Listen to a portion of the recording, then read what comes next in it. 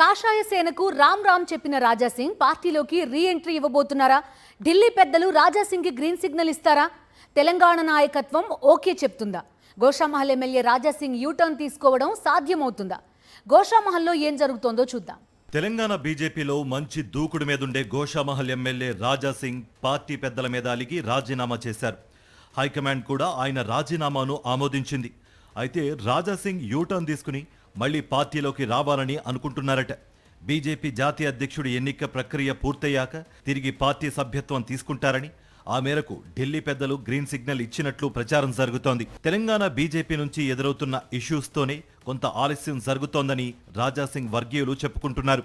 రాజాసింగ్ రాజీనామా తర్వాత పరిణామాలను పార్టీ జాతీయ నాయకత్వం నిశితంగా గమనిస్తోంది. హిందుత్వం కోసం పనిచేసే తాను బీజేపీలో తప్ప వేరే ఏ పార్టీలో చేరలేనని రాజాసింగ్ ప్రకటించిన నేపథ్యంలో ఆయన యూటర్న్ పై ఊహాగానాలు మొదలయ్యాయి. రాజాసింగ్ గోషామహల్ నియోజకవర్గం నుంచి 3 సార్లు ఎన్నికయ్యారు. హిందుత్వ ఎజెండాతో పనిచేసే రాజాసింగ్ పార్టీలో ఉన్నన్ని రోజులు తన రూటే సపరేటు అనుకునేవారు. 2018 ఎన్నికల్లో బీజేపీ 118 స్థానాల్లో పోటీ చేస్తే గోషామహల్లో మాత్రమే విజయం సాధించింది. పార్టీ పూర్తి స్థాయిలో తన సేవలను సద్వినియోగం చేసుకోవడం లేదని రాజాసింగ్ ఆవేదన.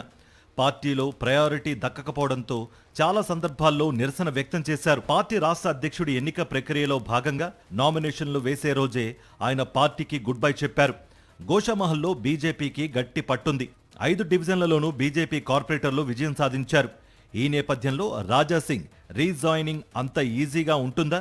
బీజేపీ జాతీయ నాయకత్వం పిలిస్తే జాయిన్ కావడానికి సిద్ధంగా ఉన్నారట రాజాసింగ్. తెలంగాణలో బీజేపీకి జరుగుతున్న నష్టాన్ని పార్టీ జాతీయ నాయకత్వానికి చెప్పాలని అనుకుంటున్నారట. ఇంటెలిజెన్స్ వర్గాల ద్వారా తాను ఇచ్చే సమాచారంపై క్రాస్ చెక్ చేసుకుని అందులో నిజాలుంటేనే పార్టీ కండువా కప్పాలని కోరుకున్నారట. మరి రాజాసింగ్ కండిషన్స్ పై జాతీయ నాయకత్వం ఎలా స్పందిస్తుందో చూడాలి.